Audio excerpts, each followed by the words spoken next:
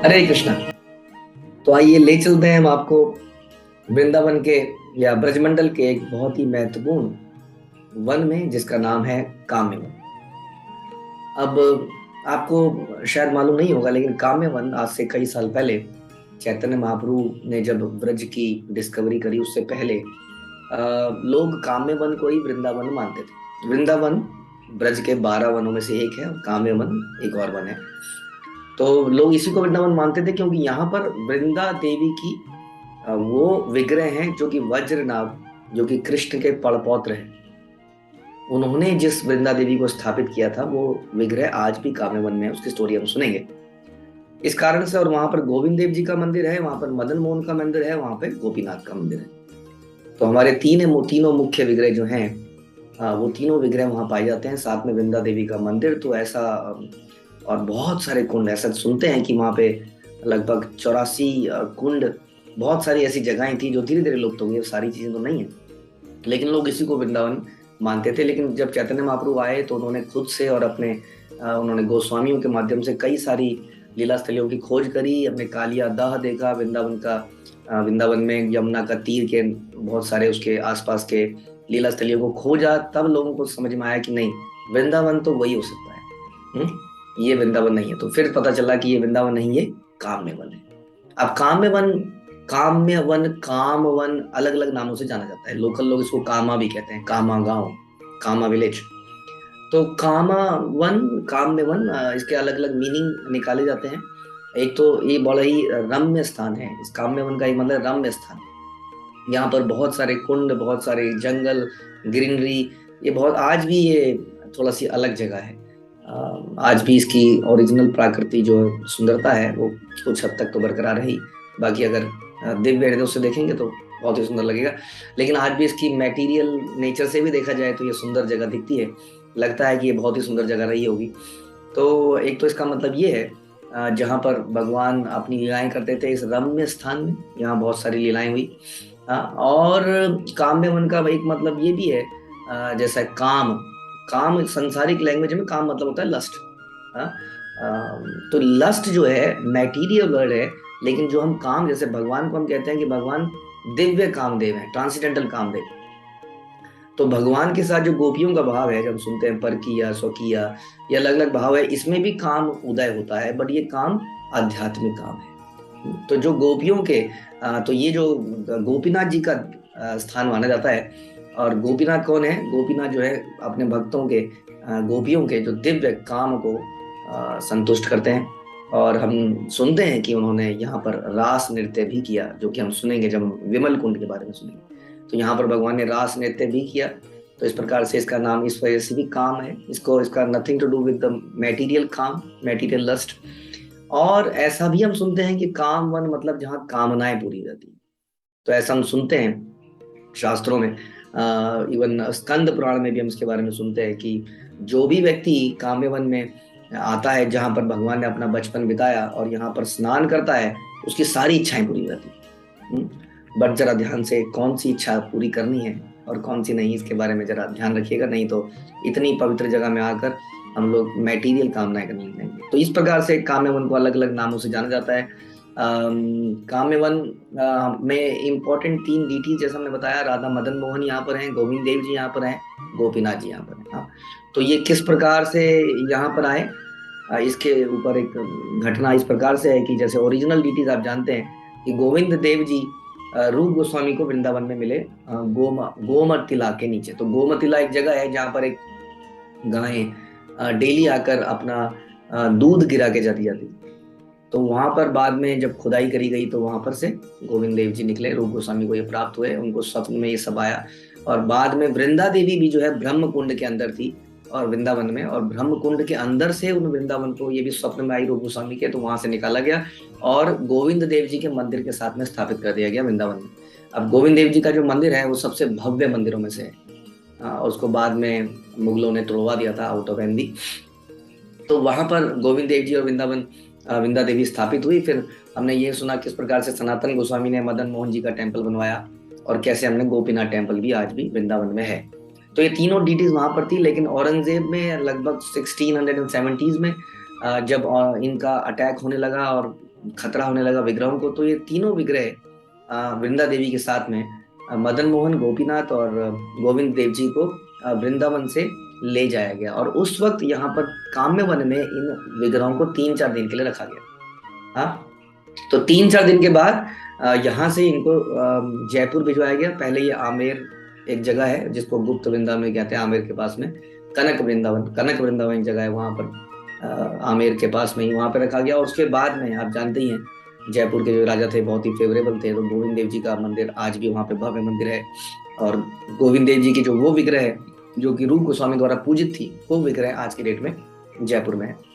तो ये तीनों विग्रह यहाँ से ले जाए गए और यहाँ पर प्रतिभू मूर्ति रखी हुई। प्रतिभू होता है जो ओरिजिनल का रेप्लिका है, बट जिसके अंदर वो सारी पावर्स हैं जो ओरिजिनल विग्रह में है। तो हम ये नहीं कह सकते कि डुप्लीकेट विग्रह है, इसको प्रतिभू बोला जाता है। इट्स ऑल्सो भगवान का विग्रह, शक्ति संपन्न। लेकिन एक चमत्कार ये हुआ कि जब यहाँ से विग्रह यहाँ से लेके आमेर या जयपुर में ले जाए जा रहे थे, तो उस वक्त वृंदा देवी यहाँ से हिली नहीं। और खूब कोशिश की गई लेकिन वृंदा देवी वहां से हिली नहीं। तो फिर यही डिसाइड हुआ अल्टीमेटली, क्योंकि खतरा तो था ही, कि बाकी सारे विग्रह यहाँ से ले गए और वृंदा देवी को यहीं पर रखा गया। तो आज भी वो वृंदा देवी वहां पर स्थित है, जो उस वक्त की पूजित रूप गोस्वामी द्वारा पूजित विग्रह। और ये जो विग्रह हैं, ये गोविंद देव जी, गोपीनाथ जी एंड मदन मोहन एंड वृंदा देवी, ये सारे वज्रनाभ द्वारा स्थापित हैं जो भगवान के पड़पौत्र थे। तो ये विग्रह आज भी इनके दर्शन हम काम्य वन में कर सकते हैं। और इस विग्रह के हम सुनते हैं कि 10 हाथ हैं, जो कि जनरली आप जिस तरह की ड्रेसिंग्स हम देखते हैं उस ड्रेसिंग में वो दिखता नहीं है। ये देखिए, ये 3 फोटोज हैं अलग अलग ड्रेसेस में, क्लोजअप में भी आप देख सकते हैं। बहुत ही भव्य है, ऐसा रूप आपने वृंदा देवी का कहीं नहीं देखा होगा। देखते ही लगता है कि इनको देखते ही जाए, उनकी आंखों में विशेष अट्रैक्शन है। तो ये जो 10 हाथ है, ये पीछे की जो चादर है, चुन्नियां हैं, इसके पीछे हैं। और इन 10 हाथों में वृंदा देवी ने अलग अलग सिंबल्स को धारण किया हुआ है। तो इस प्रकार से वृंदा देवी यहाँ पर कृपा दिखाने के लिए, भक्तों को कृपा करने के लिए इस प्रकार से यहाँ पर बनी रही। तो वृंदा देवी पौर्णमासी के साथ उनकी जिम्मेदारी है कि भगवान की जितनी भी लीलाएं होती हैं उन जगहों के लिए अरेंजमेंट्स करना, उनको लोगों को अलग अलग रोल देना, ड्यूटीज अलॉट करना। तो they are the main program coordinators, Paurnamasi and Vrinda. ये वृंदा देवी ही है जिनकी एक्सटेंशन तुलसी महारानी बनती है, तुलसी प्लांट बनता है। तो Vrinda Devi is that original personality. और हम यहाँ पर ये मान सकते हैं, जैसा हम गाते हैं रोज, कि यही निवेदन धर सखिर अनुगत कर, सेवा अधिकार दिए कर रविदासी, क्योंकि शी इज द ओरिजिनल जो सेवा अलॉट करती है। तो वो हमसे प्रसन्न हो और हमें अपने और भगवान के भक्तों के सखिर अनुगत कर, दास दास दास अनुदास की हम दास दास दास अनुदास बन पाए। श्रील प्रभुपाद और उनके शिष्यों के और उनके शिष्यों के हम दास बन पाए, और इस प्रकार से भगवान की सेवा में पार्टिसिपेट कर पाए। ऐसा अधिकार हमें वृंदा देवी दें, ऐसी हम यहाँ प्रार्थना कर सकते हैं। हमें तुलसी वंदना कर सकते हैं, वृंदा अष्टकम गा सकते हैं। और साथ में यहाँ पर सुंदर गोविंद देव जी के भी दर्शन हैं। और गोविंद देव जी के साथ साथ यहाँ पर दर्शन मिलते हैं जगन्नाथ जी के। ये सारे दर्शन यहाँ पे आप देख सकते हैं। तो गोविंद देव जी के दर्शन बड़े सुंदर दर्शन हैं, आप देख सकते हैं इस प्रकार। ये है यहाँ पर गोविंद देव जी के दर्शन, राधा गोविंद देव जी, जो कि आपको बिल्कुल जयपुर के गोविंद देव जी जैसे लगेंगे। और इसके अलावा आप यहाँ पर जगन्नाथ जी के दर्शन भी कर सकते हैं। तो इस प्रकार से ये सुंदर मंदिर है गोविंद देव जी का मंदिर। और इसी के साथ में थोड़ी दूरी पर हमें दर्शन होते हैं मदन मोहन टेम्पल और गोपीनाथ टेम्पल। तो यहाँ पर भी हम दर्शन कर सकते हैं और भगवान से प्रार्थना कर सकते हैं। तो इसके बाद हम चलते हैं 84 खंबा की ओर। तो 84 खंबा जो है एक काम्य वन का लैंडमार्क कह सकते हैं आप। काम्य वन का बड़ी फेमस जगह है 84 खंबा, जैसा आप देख रहे हैं स्क्रीन पर। तो ये जो 84 खंबा है, ऐसा हम सुनते हैं कि ये नंद बाबा ने बनवाए थे। नंद बाबा ने 3 84 खंबे बनाए थे। तो उनमें से एक है गोकुल में, नंदग्राम में और काम्यवन में। तो ये बहुत ही विशाल 84 खंबा जगह है। अब तो बीच में काफी टूट गया है।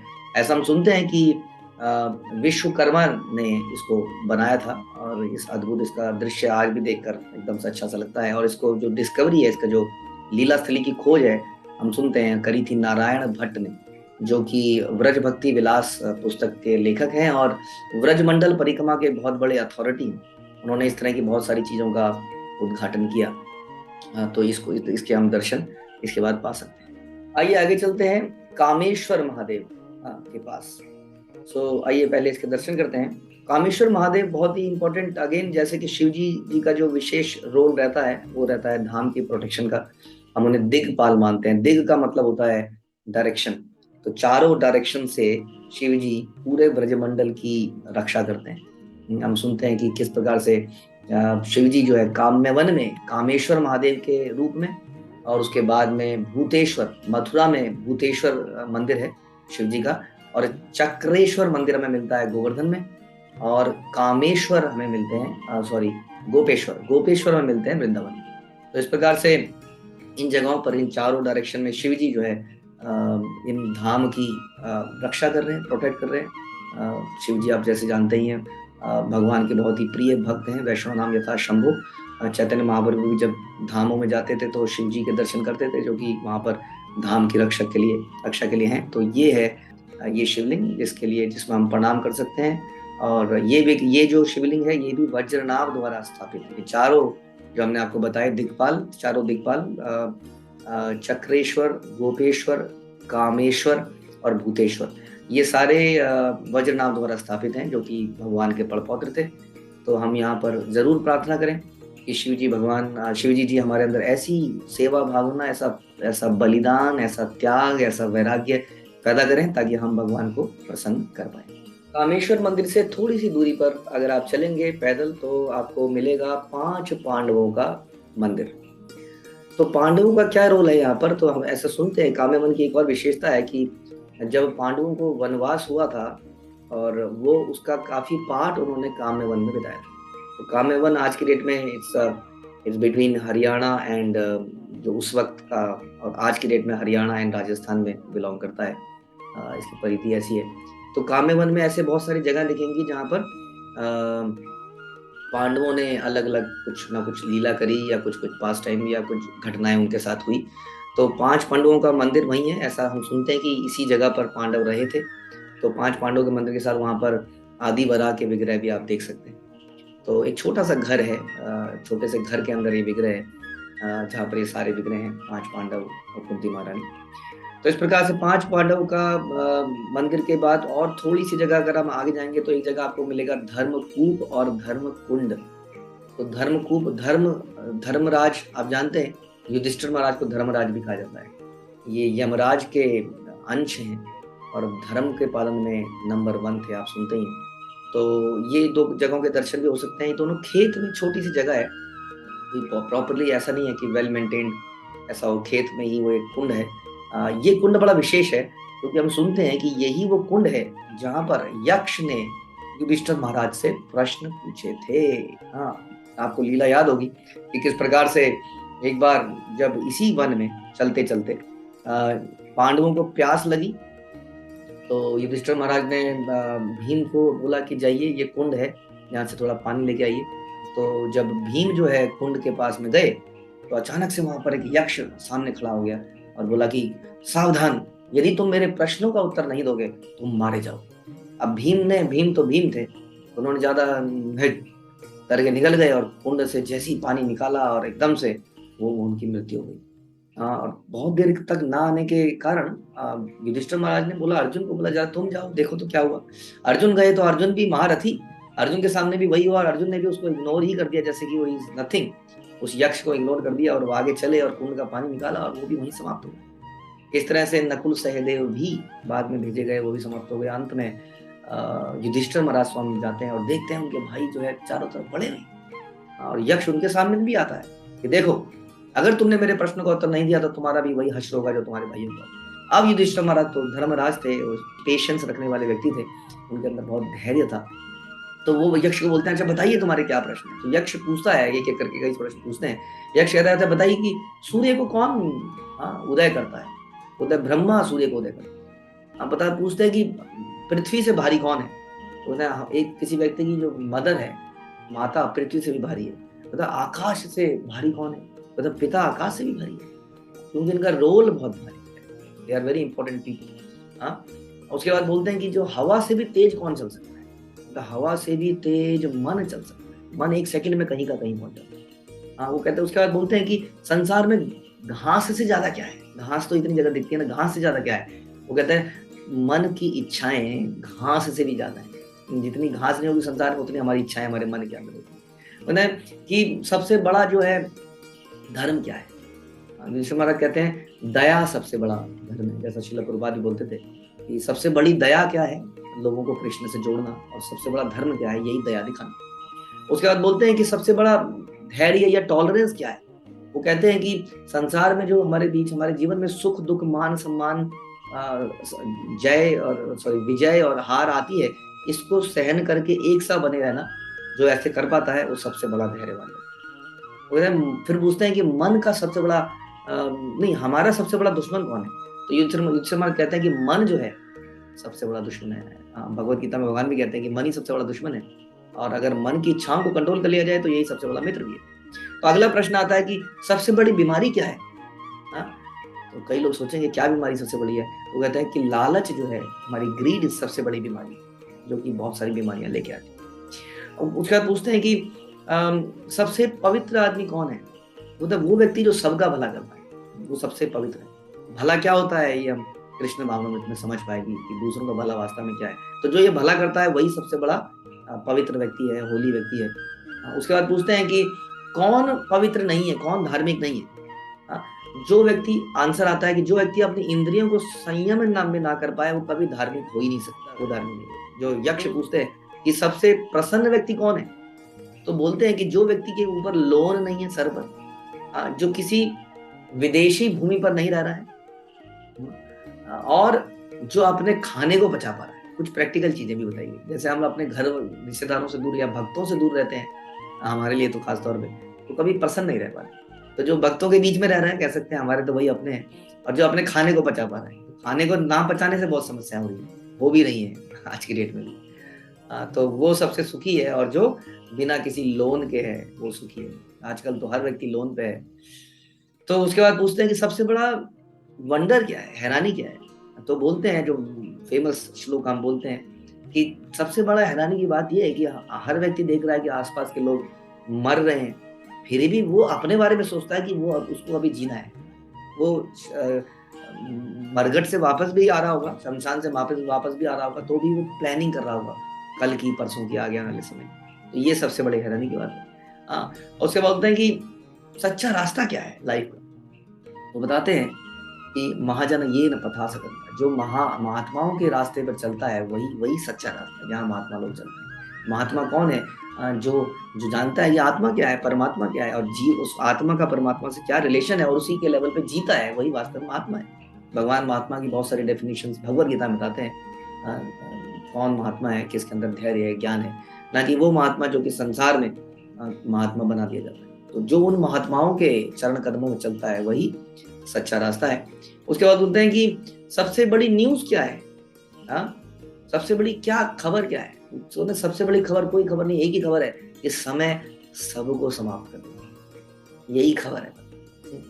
कौन यहाँ मरा, कौन वहां मरा, सब मर ही रहे हैं अल्टीमेटली समय के कारण से, यही सबसे बड़ी खबर है। तो ये सारे न्यूज सुन के जो है यक्ष जो है संतुष्ट हो जाते हैं, और एक और गुगली फेंकते हैं। बोलते हैं युधिष्ठिर जी, मैं आपसे बड़ा प्रसन्न हूँ, अब जाइए इनमें से एक भाई को जिंदा कर लीजिए। अब ये तो बड़ी समस्या हो गई, तो भाई मर चुके हैं, 4 भाई मरे, एक ही भाई जिंदा, कैसे, किसको जिंदा किया जाए? ये प्रश्न खड़ा हो गया धर्मराज युधिष्ठिर के सामने, क्या करें? तो धर्मराज ने कहा अच्छा एक काम कीजिए, नकुल को जिंदा कर लीजिए। नकुल को क्यों? भीम और अर्जुन जो है सबसे बलशाली हैं, आगे काम आएंगे बहुत कुछ, लेकिन और संसार में नाम है इनका, तो इनको क्यों नहीं? उन्होंने कहा बड़ा सिंपल है, एक्चुअली मेरे पिताजी की 2 पत्नियां थी, और कुंती महारानी के हम लोग हैं, और मादरी के ये 2 बच्चे हैं, नकुल और सहदेव। अब मैं अपनी माता का एक रिप्रेजेंटेटिव हूँ, कुंती महारानी का, अब हमें एक रिप्रेजेंटेटिव मादरी माता का भी होना चाहिए, इसलिए उसमें से आप नकुल को जिंदा कर लीजिए, तो दोनों माताओं का एक एक पुत्र जिंदा रहेगा। ये सुनकर तो वो इतने प्रसन्न हो जाते हैं कि धर्मराज ने वास्तव में धर्म का सिलेक्शन कैसे किया कि वो तुरंत जो है कहते हैं कि आप अपने सारे भाइयों को जीवित कर सकते हैं। तो इस प्रकार से बड़े धैर्य से, सूझबूझ से इस धर्म कुंड में युधिष्ठिर महाराज ने धर्म की स्थापना करी। तो आप इन सब चीजों का दर्शन कर सकते हैं, ऑल्दो जैसा मैंने बताया not so well maintain, but again अगर आप शास्त्रों की नजरों से देखेंगे तो आपको ये अच्छा लगेगा। इसमें हम आचमन, सब कुंडों में हम आचमन कर सकते हैं। और यही प्रार्थना कर सकते हैं कि हमारे अंदर भी धैर्य आए। कोई हमें ललकारे तो उसको इग्नोर ना करें जैसे भाई बाकी भाइयों ने कर दिया था, बड़ी धैर्यता से उस बात सुने, और शास्त्रों के अनुसार हर चीज का आंसर। अब हम आपको ले चलते हैं बहुत ही फेमस जगह पर जिसका नाम है विमल कुंड, जो कि आप पीछे देख रहे हैं। ये बड़ी फेमस जगह है, बहुत बड़ा कुंड है, यहाँ लोग बहुत सारे लोग दर्शन करने आते हैं और काफी इंपॉर्टेंस है इस जगह की। हम सुनते हैं आदि वराह पुराण में, आदि वराह पुराण में बताया गया कि जो विमल कुंड में स्नान करता है उसके सारे पाप समाप्त हो जाते हैं। हाँ, और जब वो शरीर त्यागता है तो भगवान के धाम में चला जाता है। हाँ, तो स्नान करने का मतलब हम जानते ही कि स्नान करने का जरूरी नहीं कि आप इसमें डुबकी लगाएं, लगा सकते हैं डुबकी भी जब भी समय हो, लेकिन हम आचमन के द्वारा, पानी छिड़कने के द्वारा भी स्नान कर सकते हैं। तो विमल कुंड कैसे संसार में आया, इसकी दो कहानियां मुख्य हम सुनते हैं। एक तो कहानी हम सुनते हैं कि एक बार की बात है कि चतुर्मास के समय पर सारे तीर्थों को बुलाया गया कि आप आइए, और वो सारे तीर्थ काम्यवन में आए। हाँ, लेकिन देखा गया कि पुष्कर तीर्थ वहां पर नहीं आए। हाँ, तो पुष्कर तीर्थ जब नहीं आए तो भगवान ने क्या किया, अपनी शक्ति से तुरंत एक धारा को पैदा कर दिया। तो जमीन से एक धारा निकली तेजी से, और थोड़ी ही देर में वो धारा एक बहुत सुंदर सी लेक बन गई, उसमें से एक सुंदर देवी प्रकट हुई, और उस देवी ने वहां पे अलग अलग पुष्प लताएं सब पैदा कर दिया, और सब भगवान के लिए पूरी क्रीड़ा करने की व्यवस्था कर रहे हैं। अब भगवान इसको देख के बड़े प्रसन्न हुए कि इसने मेरी सेवा के लिए इतना कुछ किया। तो भगवान ने बोला कि मैं तुम्हें आशीर्वाद देता हूँ, आज से तुम्हारा नाम विमला देवी है, तुम विमला देवी के नाम से जाने जाओगी, और इस कुंड का नाम भी तुम्हारे नाम से पड़ेगा। और जैसा हमने सुना, जो भी कुंड में नहाएगा भक्ति को प्राप्त करेगा, जैसी तुमने भक्ति करी है। तो इस तरह से उनको आशीर्वाद दिया, और बोला गया कि जो भी यहाँ स्नान करेगा उसको पुष्कर स्नान करने का लाभ मिलेगा, क्योंकि पुष्कर यहाँ आए नहीं थे तो पुष्कर की कमी यहाँ पे पूरी करेंगे। तो इस प्रकार से ये स्टोरी आती है। और एक और स्टोरी हम सुनते हैं भविष्य पुराण में और गर्ग संहिता में, हम इसको सुनते हैं विमल कुंड कैसे आया। तो हम सुनते हैं कि एक राजा थे चंपक नगरी के सिंधु देश में, उनका नाम था विमल, राजा विमल। तो राजा विमल की कई सारी पत्नियां थी, लेकिन हम सुनते हैं कि कोई भी पत्नी से उनको संतान की प्राप्ति नहीं हुई। तो इस बात के लिए दुखी थे और सोच रहे थे क्या किया जाए। तो ढूंढते ढूंढते वो एक यज्ञवल्क्य ऋषि से मिलते हैं, और यज्ञवल्क्य ऋषि उनको बताते हैं कि उनको आशीर्वाद देते हैं, और उनके आशीर्वाद से विमल, राजा विमल के 16,000 बेटियां होती। और ये बेटियां बहुत ही पायस लड़कियां थी, बहुत ही एकदम पवित्रों में पवित्र। और ऐसा हम सुनते हैं कि ये वही लड़कियां थी जिन्होंने प्रीवियस लाइफ में इन्होंने ये अयोध्या में थी, और अयोध्या में भगवान राम को अपना पति बनाना चाहती थी। लेकिन आप जानते हैं कि भगवान राम जो एक पत्नी व्रता थे, तो इनकी ये डिजायर भगवान को इस युग में पूरी करनी थी। तो इस प्रकार से ये लड़कियां यहाँ पर आती हैं, और उचित समय आने पर राजा यज्ञवल्क्य के पास जाते हैं और उनको बोलते हैं कि आप इन लड़कियों के लिए कोई उचित वर भी बताइए। जब इतना कुछ बता दिया है तो बोलते हैं कि इन स्त्रियों के लिए तो एक ही वर हो सकता है, आप भगवान कृष्ण के पास जाइए, वही इनके लिए एकमात्र सुटेबल व्यक्ति है, उनके सामने प्रपोजल रखिए। अब ये राजा जाते हैं उनके पास, और भगवान जो है तुरंत इस बात को एक्सेप्ट कर लेता है। भगवान को तो पता ही था कि ये जो है भगवान की रानियां बनेगी, और इस प्रकार से उनका विवाह भगवान से होता है। और भगवान अपने आप को 16,000 अपनी एक्सटेंशन बनाते हैं, और सबके साथ रास नृत्य करते हैं, और उन स्त्रियों का हृदय इतना प्रसन्न हो जाता है कि उनके आंसुओं से ये कुंड बन जाता है, जिसको हम विमल कुंड कहते हैं। तो इस प्रकार से विमल कुंड का ये भी एक स्टोरी आती है। और ये कुंड में एक और चीज आप सुनेंगे कि तो कई लोग कहते हैं कि धर्म कुंड में ऐसा हुआ, लेकिन कई लोग कहते हैं कि विमल कुंड में ऐसा हुआ। जो धर्म कुंड के बारे में आपने सुना था कि यहाँ पर दुर्वासा ऋषि से जो पांडवों का जंगल में जो एनकाउंटर हुआ था, वो भी इसी जगह में होता। आपको मालूम है कि दुर्योधन ने चाल चली थी कि पांडव अपने अज्ञातवास में थे या वनवास में थे, तो उस वक्त दुर्योधन के दिमाग में सूझबूझ चलती है कि वो दुर्वासा मुनि को इनवाइट करते हैं, और दुर्वासा मुनि से रिक्वेस्ट करते हैं कि मेरा भाई, मैं तो यहाँ, मेरे से तो आप मिलिए, मेरे को तो आशीर्वाद दे दिया, आप क्यों ना आप पांडवों को भी चाहिए, उनको आशीर्वाद दीजिए, लेकिन जाने का समय आप ऐसे कीजिएगा, उनसे मिलने का बेस्ट समय रहेगा नून में, आफ्टरनून। उसके बाद तो इसके पीछे बड़ी गहरी चाल थी। तो इस तरह से वो किसी तरह से दुर्वासा ऋषि को अग्री करा लेते हैं। अब दुर्वासा ऋषि अपने सारे, ऐसा सुनते हैं कि हजारों उनके साथ में उनके शिष्य थे, वो साथ में चलते हैं दुर्वासा ऋषि को। दुर्वासा ऋषि पहुंचते हैं 5 पांडवों के पास काम्यवन में, और विमल कुंड के पास में ही उनसे मिलते हैं, और उनसे बोलते हैं देखिए जी, हम आए हैं तो युधिष्ठिर के आइए, आपका स्वागत है, आप हमारे यहाँ प्रसाद पाइए। अब प्रसाद पाने से पहले वो बोलते हैं कि हमें पहले स्नान कर लें। तो ये सारे जो है इन दुर्वासा ऋषि उनके शिष्य विमल कुंड में स्नान करने जाते हैं। तो ये विमल कुंड में स्नान करने जाते हैं। इधर युधिष्ठिर महाराज द्रौपदी को बोलते हैं कि आप प्रसाद बनाइए। कहते हैं कहाँ से बनाए प्रसाद, प्रसाद कैसे बनाए, आपको क्या मालूम नहीं है। जब मैं द्रौपदी को एक सूर्य देव से एक विशेष उपहार मिला था, अक्षय पात्र, कि अक्षय पात्र में वो खाना बनाए अगर तो कभी खत्म नहीं होगा, जितने भी लोग चाहे आ जाए तो खत्म नहीं होगा, ऐसा उनको वरदान था। लेकिन होता क्या है कि अगर ये वरदान तब तक चलेगा जब तक द्रौपदी स्वयं न पाले। यदि द्रौपदी स्वयं पाले और उसको धो ले और उसमें वो साफ हो जाए, उसके बाद फिर वो नहीं काम करेगा। तो अब वो द्रौपदी कहती है मैंने तो पा लिया है, अब क्या होगा। अब ये बड़े संकट में फंस जाते हैं कि दुर्वासा ऋषि बड़े फेमस हैं अपने गुस्से के लिए। तो ये सोचने लगते हैं क्या करें, और इनको इनका संकट से दूर करने के लिए हमेशा भगवान कृष्ण वहां आते हैं।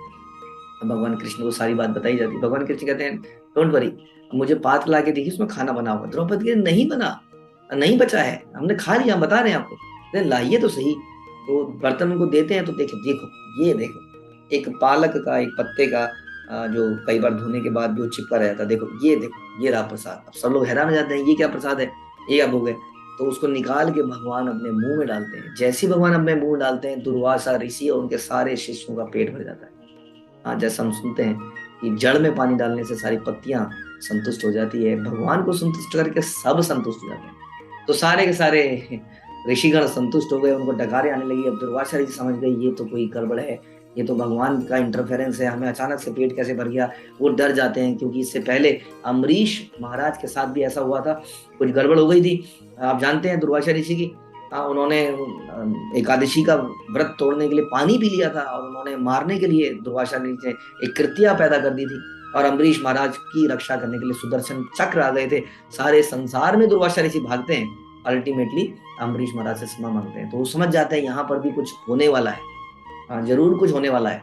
वो और सारे ऋषि वहां से भाग जाते हैं और फिर वापस नहीं आते। और इस प्रकार से पांडवों की रक्षा भगवान अपने भक्तों की रक्षा करते हैं। तो वो भी इसी कुंड की बात है। तो हम लोग इस कुंड में स्नान करें या आचमन करें बड़े हृदय से, कि हमारे सारे पाप समाप्त करें भगवान, और हमें अपनी शुद्ध भक्ति में लगाएं। जैसे जैसे उन्होंने पांडवों को लगाया था, और हम भी बिन अहेतु की भक्ति कर सकें। हमारे जीवन में कोई भी कष्ट आए तो हम भगवान को ही अपना एकमात्र सहारा बनाएं।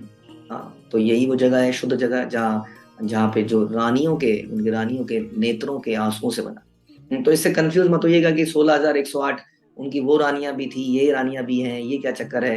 तो भगवान हर कल्प में अलग अलग तरह से स्टोरीज में ट्विस्ट होते रहते हैं।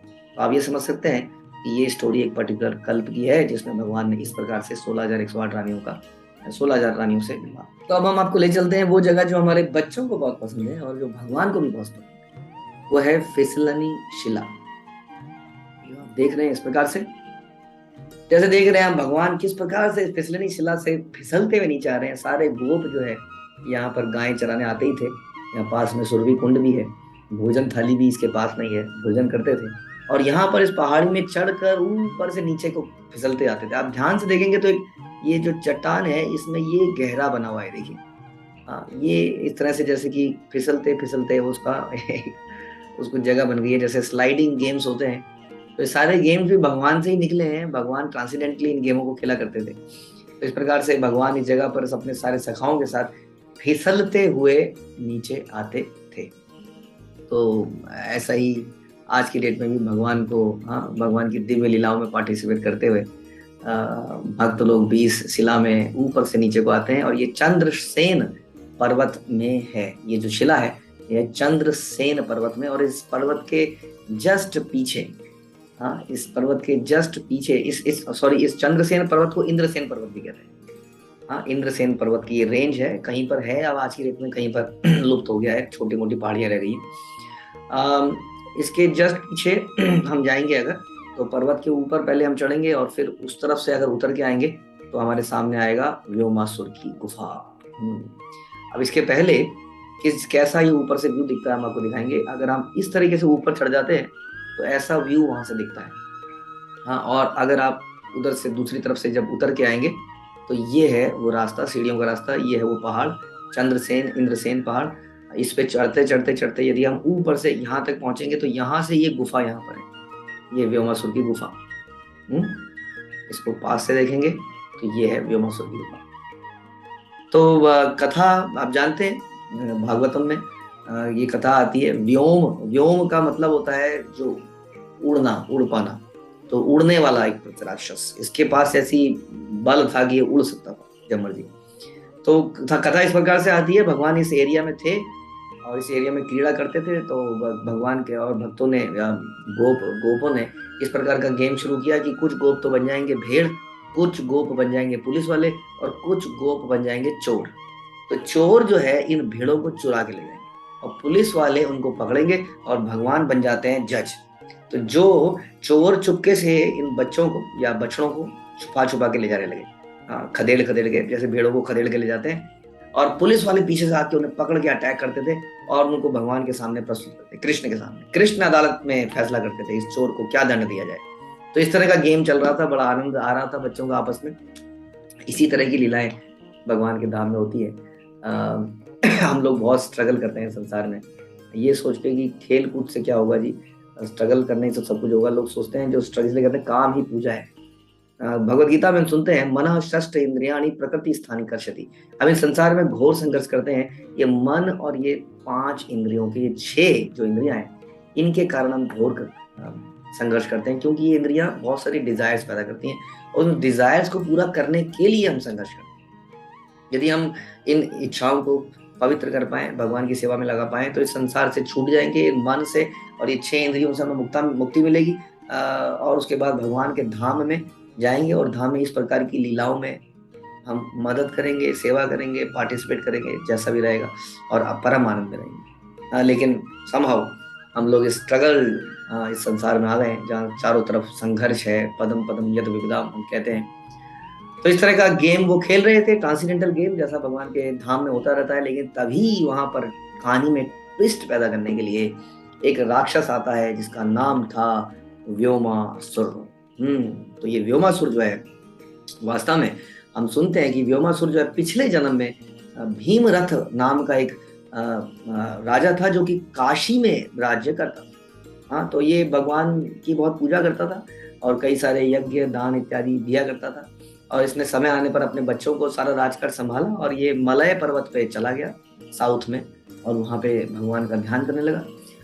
लेकिन वहां पर एक दिन पुलस्त्य ऋषि आए, जो ब्रह्मा जी के पुत्र हैं। पुलस्त्य ऋषि वहां पर आए और भीमरथ के आश्रम में। लेकिन भीमरथ को जो है तपस्या के कारण धीरे धीरे जो उसके अंदर पावर्स आई, उससे थोड़ा घमंड हो गया और वो इतने बड़े ऋषि के आने पर, मुनि के आने पर भी खड़े नहीं हो पाए, उनको रिसीव नहीं कर पाए, उनसे आदर से बात नहीं कर पाए, प्रेम से बात नहीं कर पाए। अब ये देख के जो है पुलस्त्य मुनि को लगा ये तो गलत है, ये तो साधु के वेश में राक्षस है। ऐसा व्यक्ति जो संसार में अपने शिष्य बनाएगा वो भी बहक जाएंगे। तो उसको तुरंत बोलते हैं कि तुम अभी राक्षस ही बन जाओ, तुम्हारा जो चरित्र है राक्षसों जैसा है। और भीमरथ जो है तुरंत शरीर को त्याग देता है और व्योमासुर बन जाता है, जो कि मय दानव का पुत्र था। अब ये मय दानव का पुत्र जो है किंग कंस के सेना में शामिल हो जाता है और एक समय आने पर कंस इसको, कृष्ण को समाप्त करने को आदेश देते हैं। तो ये व्योमासुर अब यहाँ पर आ गया है और ये व्योमासुर क्या बन के आ गया है, एक गोप बन के आ गया है। अब ये भी इस चोर पुलिस के गेम में शामिल हो गया है। अब इसने भी क्या किया, ये चोर बन गया और इसने एक एक करके बछड़ों को, यानी कि उन गोपों को जो बछड़े बने थे, धीरे धीरे धकेल के ले जाने लगा। बच्चों ने सोचा कि ये चोर है, हमें उनका जो बछड़े बने थे उनको तो कोई काम नहीं था। उनका काम था जब उन्हें कोई चुराने ले जाएगा तो करके चलते चले जाएंगे। तो धीरे धीरे उस शराफत से उनको कोने में ले जाता और वहां से पकड़कर इस गुफा में बंद करता गया। इस प्रकार से एक एक करके उसने सारे के सारे भगवान के जो मित्र थे, गोप थे, उन सबको बंद कर दिया। और थोड़ी देर में भगवान ने देखा कहाँ गए सारे, और सारे के सारे इस गुफा के अंदर बंद हो गए। और इस गुफा के बाहर उसने एक पत्थर लगा दिया। और तब भगवान समझ गए कि ये चोरों के बीच में एक राक्षस बहरूपी आ गया है। तो भगवान ने तुरंत उसको ललकारा और तुरंत उसके साथ फाइट हुई। उस व्यक्ति ने एकदम से अपना असली रूप ले लिया। कहते हैं कि इस पहाड़ी के ऊपर, इस जो गुफा है इसके ऊपर और जाएंगे तो पहाड़ी की चोटी है, उस चोटी में भयंकर युद्ध हुआ और वो हवा में उड़ गया और हवा में उड़ के भगवान पर अटैक करने लगा और भगवान भी उसके पीछे गए। और एक समय ऐसा आया भगवान का थोड़ा बैलेंस बिगड़ा, भगवान नीचे गिरे। तो जब भगवान नीचे गिरे तो उनके पैर, उनका बांसुरी, कौस्तुभ मणि वहीं पर गिर पड़ा। तो वो सारे निशान चिन्ह आज भी इस चोटी के ऊपर है। थोड़ा चढ़ना मुश्किल है, जगह कम है, ऊंचाई ज्यादा है, कई लोग इस पे चढ़ भी नहीं पाते। तो इस प्रकार से व्योमासुर के साथ एक भयंकर युद्ध हुआ और थोड़ी देर में व्योमासुर को समाप्त कर दिया गया। तो इस प्रकार से ये लीला हुई लगभग अंत में। ये लीला अंत में हुई लगभग जब भगवान ने, यानी कि ऑलमोस्ट सारे राक्षस मारने के बाद ये ऐसे राक्षस थे जिनको भगवान ने मारा। तो इससे इस आचार्य में बताते हैं कि व्योमासुर में ड्यूप्लीशियस कैरेक्टर दिखाता है कि कैसे व्यक्ति धोखा देने का प्रयास करता है भगवान को और भगवान से भगवान की संपत्ति को चुराना चाहता है। तो ऐसे व्यक्ति को भगवान कभी बर्दाश्त नहीं करते। हाँ, और इस प्रकार से भगवान उस राक्षस का अंत करते हैं। हमें भी ध्यान रखना चाहिए कि हम भगवान की संपत्ति को भगवान की सेवा में लगाएं, न कि भगवान से चुरा के अपनी तिजोरी या व्योमासुर की गुफा में बंद कर दें। It should be open, should not be closed for devotees, for संकीर्तन, फॉर प्रचार। तो ऐसी हम प्रार्थना कर सकते हैं कि कहीं हम व्योमासुर की तरह भगवान की संपत्ति को अपनी गुफाओं में या तिजोरियों में, अपने घरों में, जो कि व्योमासुर की गुफा ना बन जाए, हमारे घर भगवान का सुंदर मंदिर बने जहाँ पर सारे भक्तों के लिए हमारा सब कुछ खुला हुआ हो। तो इस प्रकार से भगवान ने उसको उस राक्षस का अंत किया। उसके बाद जब ये युद्ध चल रहा था तो हम सुनते हैं कि इस युद्ध को चलते हुए इतना भयंकर युद्ध हुआ कि पृथ्वी हिलने लगी, पृथ्वी कांपने लगी। तो वहीं पर नीचे उतरकर एक जगह पर बलराम जी खड़े थे। तो बलराम जी ने अपने पांव को जमीन पर रखकर उस जगह को, पृथ्वी को संभाला, बैलेंस बनाया। तो कहते हैं कि वहां पर भी अभी हम देख सकते हैं बलराम जी के चरण चिन्ह हैं। तो चरण चिन्ह वहां अभी भी देखे जा सकते हैं। तो उस पृथ्वी को उस वक्त संभालने के लिए ब्रह्मा जी ने ऐसा किया। अब हम भागवतम सुनते हैं तो हम सुनते हैं कि जो गेम चल रहा था ये गोवर्धन के पर्वत पे चल रहा था। जब आप ये कथा सुनेंगे तो इस पे जीव गोस्वामी कंफर्म करते हैं, एंड जीव Goswami is a great authority, कि ये युद्ध काम्यवन में ही था। तो ये दोनों में फिर डिफरेंस क्यों है? तो इस पे हमारे आचार्य बताते हैं वास्तव में गोवर्धन जो है एक छोटा सा पर्वत नहीं है। गोवर्धन एक पर्वतों की श्रृंखला है, उसकी एक चोटी है गोवर्धन। ये अरावली पर्वत है, जो कि आजकल ये जियोलॉजिकल डिपार्टमेंट भी इसको कंफर्म करता है कि अरावली पर्वत सबसे पुराने पर्वतों की रेंज मानी जाती है। और जियोलॉजिकल डिपार्टमेंट इस बात को मान रहा है कि अरावली माउंटेन रेंज धीरे धीरे समाप्त हो रही है, डिसअपियर हो रही है। और यही हम सुनते हैं कि गोवर्धन को यही श्राप था। हम सुनते हैं कि किस प्रकार से गोवर्धन को श्राप था, कि कैसे वो धीरे धीरे धीरे गोवर्धन समाप्त हो जाएगा, पुलस्त्य मुनि द्वारा दिया गया वो श्राप जो हमने सुना है। तो वास्तव में वो कथा और आजकल की जो रिसर्च है वो यहाँ पे मैच भी करती है। और ऐसा जरूरी नहीं है कि साइंस हर चीज को प्रूव करे, हमें शास्त्रों पर पूरा बिलीव होना चाहिए। तो शास्त्रों के अनुसार गोवर्धन भी वही है और काम्यवन की वो चोटी भी एक तरह से गोवर्धन का ही पार्ट है। क्योंकि आप ये भी जानिए कि गोवर्धन जो है वो बहुत ही विस्तृत एरिया में था पहले। जो हम सुनते हैं, जो हम पढ़ते हैं, अब तो उसकी छोटी सी पीक दिखती है, छोटी दिखती है उसकी। तो इस प्रकार से जीव गोस्वामी इसको कंफर्म करते हैं कि ये काम्यवन में ही हुआ था। और इस प्रकार से इस पर्वत का नाम चौरस्य खेला पर्वत भी हम सुनते हैं। तो इस प्रकार से व्योमासुर को यहाँ पे समाप्त किया और बलराम भगवान ने यहाँ पर अपने चरण चिन्ह छोड़े।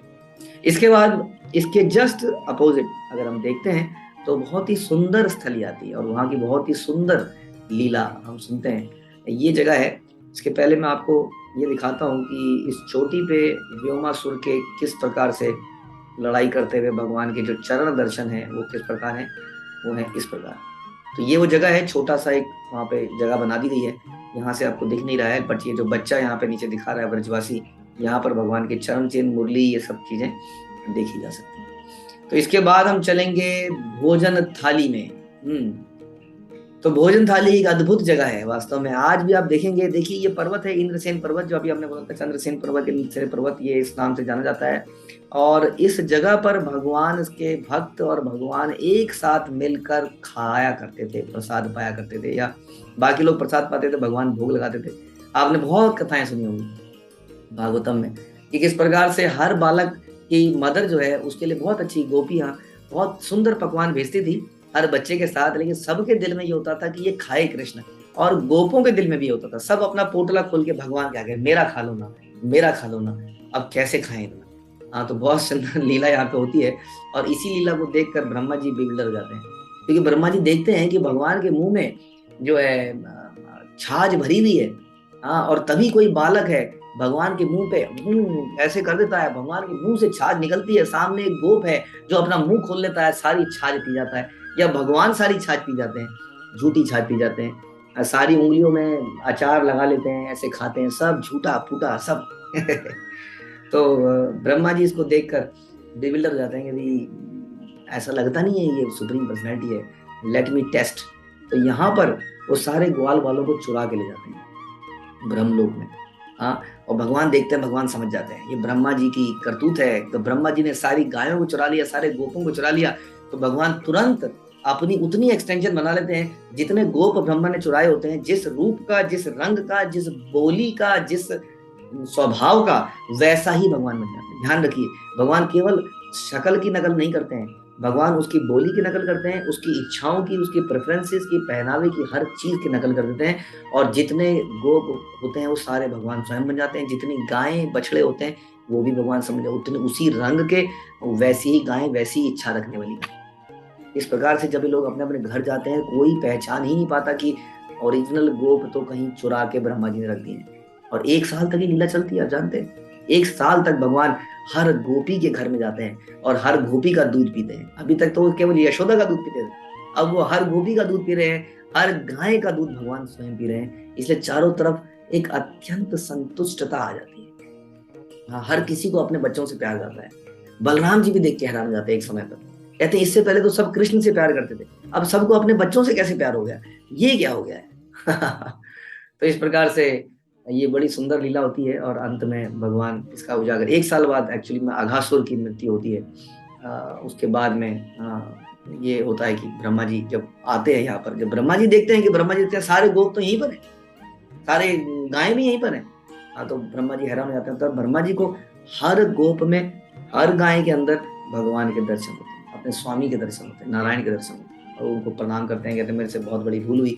और बहुत सुंदर प्रेयर ब्रह्मा जी उसके बाद बोलते हैं, क्षमा मांगते हैं, बोलते हैं कि मैं तो एक माँ की कोख में बच्चा होता है, कई बार तो बच्चा लात मारता है अंदर से, तो क्या माँ उसको थप्पड़ मारती है?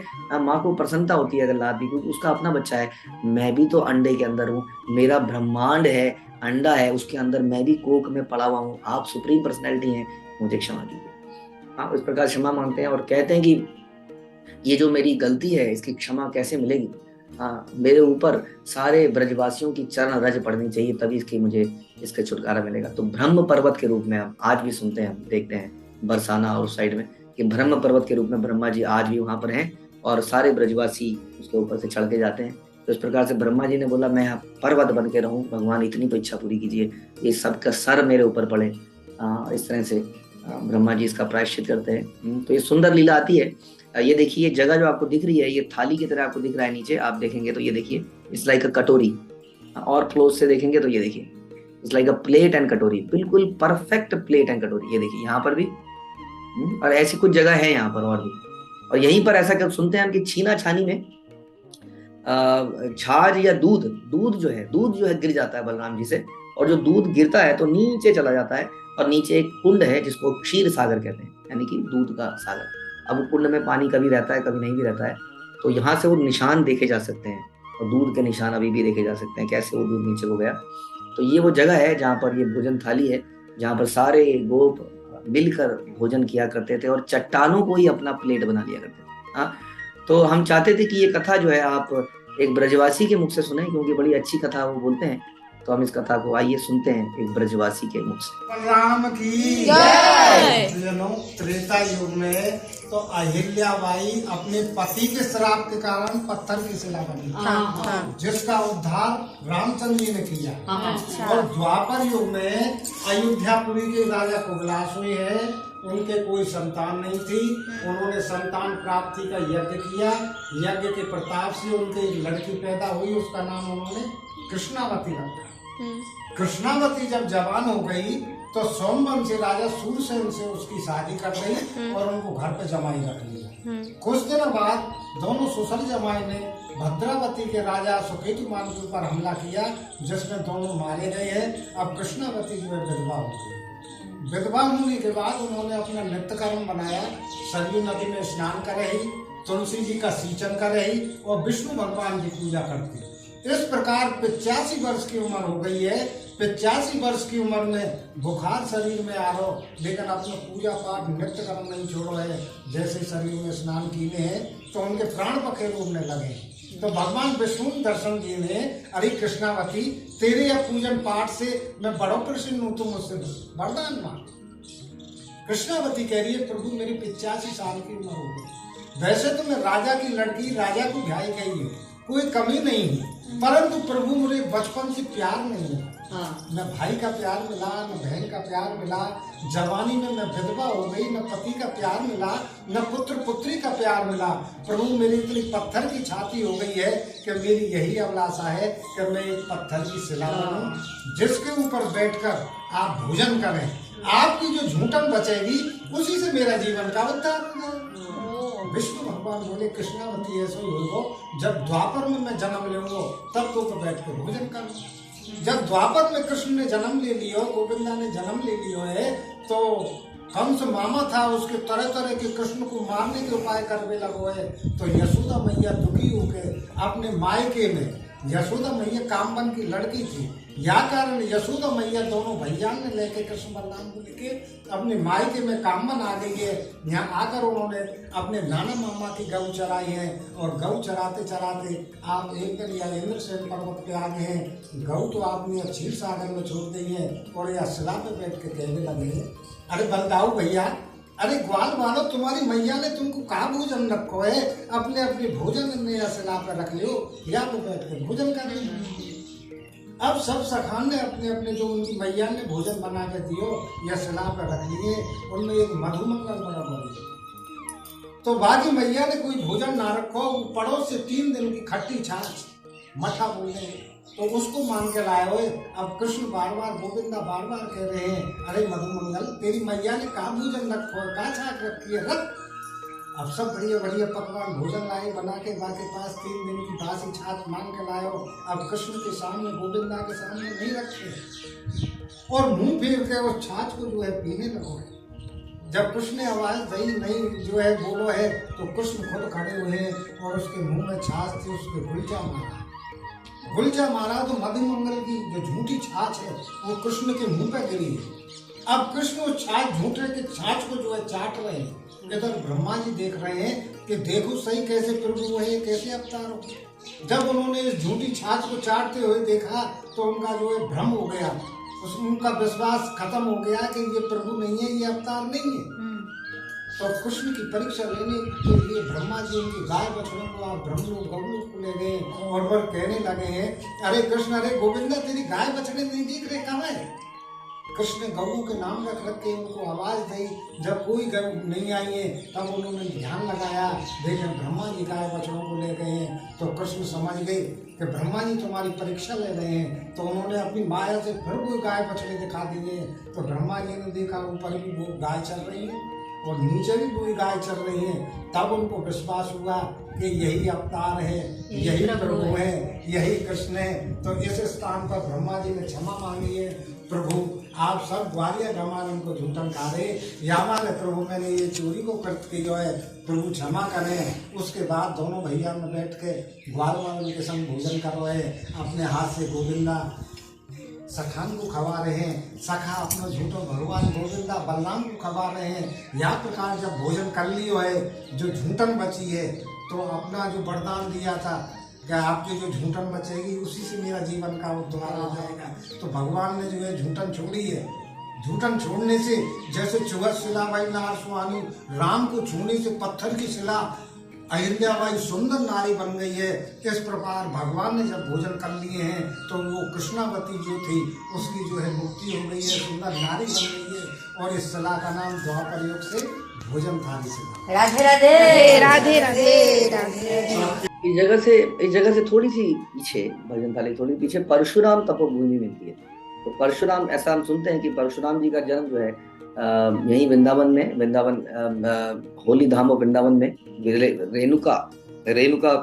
रेणुका ग्राम के पास में, यमुना नदी के किनारे अग्रवान, हाँ बेसिकली वहां पर इनका जन्म हुआ, ऐसा हम सुनते हैं। और यहाँ पर इनके पिताजी जमदाग्नि का आश्रम था। और इस पर्टिकुलर जगह में जो हम बता रहे हैं भोजन थाली के पीछे छोटी सी पहाड़ी सी में परशुराम की तपोभूमि है, जहाँ पर उन्होंने अपनी ऑस्टेरिटीज परफॉर्म करी। और अब हम आपको ले चलते हैं सुरभि कुंड में। तो सुरभि कुंड जो है, जैसा कि नाम से ही पता चलेगा, ऐसी जगह जहाँ पर गायों का कुंड, सुरभि कुंड। तो कृष्ण बलराम इस कुंड के इर्द गिर्द आकर गायें यहाँ पर शीतल जल पिया करती थी। आज भी वो कुंड देखा जा सकता है। बड़ी सुंदर जगह है। एक्चुअली में ये जगह फेमस है प्रबोधानंद सरस्वती की भजन कुटी के रूप में। तो प्रबोधन, हम आपको इसको दिखाते हैं। ये है सुरभि कुंड, ये है प्रबोधानंद सरस्वती का भजन स्थल। और ये देख सकते हैं आप सुरभि कुंड। तो ये बहुत ही सुंदर जगह है, पेड़ों से एकदम घिरी हुई है और बड़ा नेचुरल प्लेस है। यहाँ पर कीर्तन भजन करने का आनंद कुछ और ही है।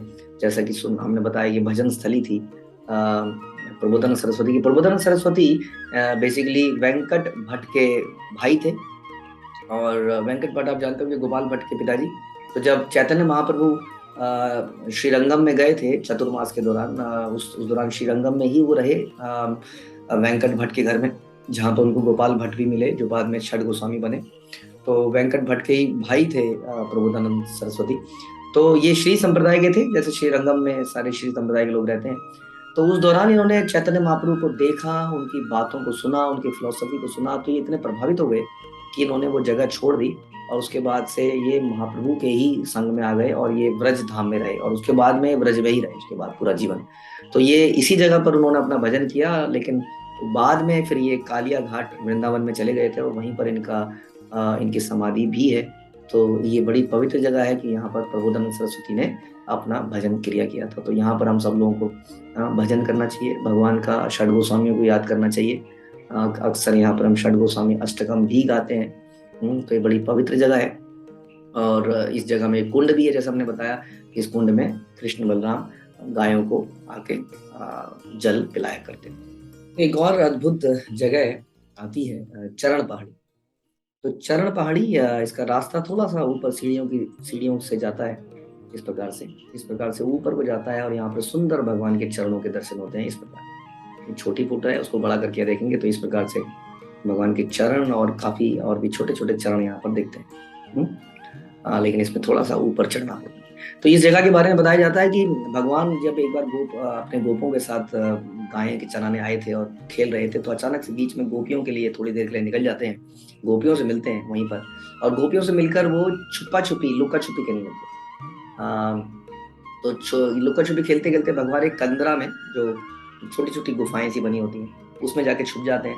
उस कंदरा को लुक कंदरा कहते हैं, लुक कंदरा। तो वहां से भगवान निकल के थोड़ी सी दूरी पर इस चोटी पे आते हैं, जो चरण पहाड़ी की चोटी है।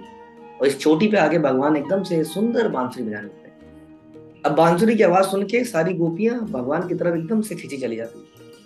और वो इतनी सुंदर बांसुरी बजाते हैं उस वक्त, बजाते हैं कि वहां पर जो चट्टान पिघल जाती है और भगवान के चरणों के चिन्ह वहां पर बन जाते हैं। और बताते हैं बाकी भी जो गोपियां वहां पे थी, उनके भी चरण चिन्ह वहां बन जाते हैं।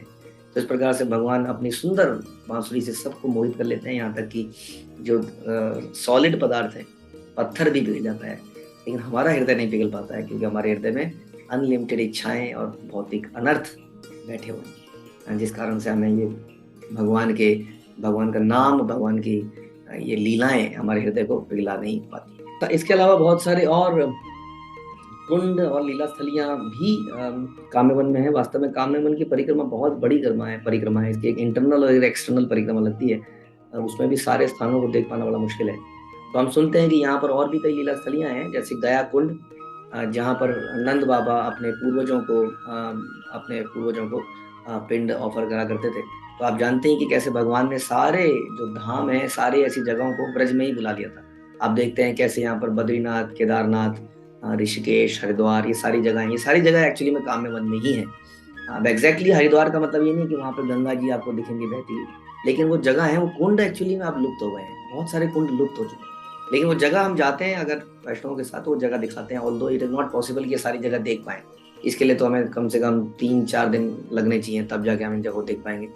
तो वहाँ पर ऋषिकेश है, लक्ष्मण झूला है, राम झूला है थोड़ा आगे जाकर, और इसके पहले हरिद्वार है, सेतु बंद है, रामेश्वरम है, रावण की लंका है, लंका के आगे रावण की समाधि है, अशोक वाटिका है। तो इस प्रकार से सारी लीला स्थलियां भी यहाँ पर है। और गया कुंड है जहाँ पर, जैसा मैंने बताया, ये कुंड तो आज की डेट में भी है, जहाँ पर ऐसा बोलते हैं कि इस कुंड में ऑफर करना इज इक्वल टू गया में ऑफर करना। फिर एक और कुंड है महत्वपूर्ण, यशोदा कुंड, जो कि अभी अगेन ये कुंड अब नहीं है, लेकिन वो खेत है जहाँ बताते हैं कि यहाँ पर यशोदा कुंड हुआ करता था, बड़ा इंपॉर्टेंट कुंड है। ऐसा बताते हैं कि यशोदा माँ भी यहीं को बिलोंग करती है, इसी जगह को, कामेवन के एरिया में ही उनके पिताजी राज्य करते थे एक जगह पर, और यहीं पर उन्होंने बचपन भी अपना बिताया। और भगवान के साथ यहाँ पर भी लीला हुई, ऐसा हम सुनते हैं कि यहाँ पर भी उन्होंने बटर को निकाला, इस तरह की घटना यहाँ पर भी हुई। और यहाँ पर आज की डेट में एक चामुंडा देवी का मंदिर है, जो कि जिसने कि हम सुनते हैं कि इन्होंने चंड और मुंड नाम के 2 राक्षसों का यहाँ पर वध किया। तो इस कुंड के बारे में, यशोदा कुंड के बारे में हम कथाएं सुनते हैं कि किस प्रकार से एक बार इसकी महिमा के बारे में सुनते हैं वराह पुराण में, कि कैसे एक व्यक्ति था जो कि वैश्य था, ट्रेडर था, जो कि बहुत ही मतलब कि एक वैश्य जो कि एक्सपर्ट था ब्राह्मणों की वर्शिप में, और हाँ, इन सब चीजों में, मतलब पूजा पाठ में बड़ा एक्सपर्ट था। तो वो अगली लाइफ में एक राजा बन के पैदा होता है, लेकिन उस राजा बनने के बाद भी वो खुश नहीं था, क्योंकि उसके कोई पुत्र नहीं था। हाँ, तो उसको जो उसके कंसल्टेंट्स हैं, जो प्रीस्ट वगैरह हैं, वो उसको बताते हैं कि आप लोमा ऋषि से कंसल्ट कीजिए, लोम ऋषि से, वो आपको बताएंगे। तो लोम ऋषि उसको बताते हैं कि आप पुराने जन्म में एक वैश्य थे, आप बड़े पायस थे, सब कुछ अच्छा था, लेकिन एक बार क्या हुआ कि आप एक बिजनेस ट्रिप में गए थे, आपको बहुत प्यास लगी, तो आपने कुएं से पानी निकाला, वहीं पर एक गाय प्यासी खड़ी थी, तो आप इतने प्यासे थे कि आपने अपना पानी पिया और वहां से चलते बने। आपने एक बार के लिए नहीं सोचा कि गाय को पानी पिला, तो उसका दंड आपको ये मिला कि आप जो भी आपने पायस कर्म किया उसकी वजह से राजा बने, लेकिन ये आपने अनर्थ किया, इसकी वजह से आपका पुत्र नहीं हुआ। तो एक ही तरीका है, यदि आप यशोदा कुंड में स्नान कर लें तो ये अभिशाप से मुक्त हो सकते हैं। तो इस प्रकार से उन्होंने यशोदा कुंड में स्नान किया, और उनके किस तरह से उनके संतान पैदा हुई, उनका एक बच्चा पैदा हुआ जो कि बहुत ही गुणी और धार्मिक था। तो इस प्रकार से यशोदा कुंड के बारे में सुनते हैं। तो इस प्रकार की छोटी छोटी और भी कई सारी स्थलियां हैं, ये हमने आपको मुख्य स्थलियों के बारे में बताया। तो ध्यान रखिएगा, काम्यवन इस संसार का नहीं है, ये वैकुंठ का ही है, सारा ब्रजमंडल ही वैकुंठ का ही प्राकट्य है, जो कि संसार में हमारे जैसे लोगों के लिए है, ताकि हम भगवान की लीला स्थलियों को दर्शन कर पाएं और आस्पायर कर पाएं कि एक दिन हम भी अपनी अनर्थों को समाप्त करके भगवान के साथ उनकी दिव्य लीलाओं में पार्टिसिपेट करेंगे, सेवा करेंगे, भक्तों की सेवा करेंगे, भगवान की सेवा करेंगे। और जब भी हम इस वन में आए तो यही मान के आए कि हमारी सारी भौतिक कामनाएं काम वन में खत्म हो जाएं, पर आध्यात्मिक कामनाएं काम वन में बढ़ जाएं। उस प्रकार से हम भगवान की सेवा में, भक्तों की सेवा में लगे। आप सभी का बहुत धन्यवाद। हरे कृष्णा। श्रील प्रभुपाद की जय। काम में वन की जय।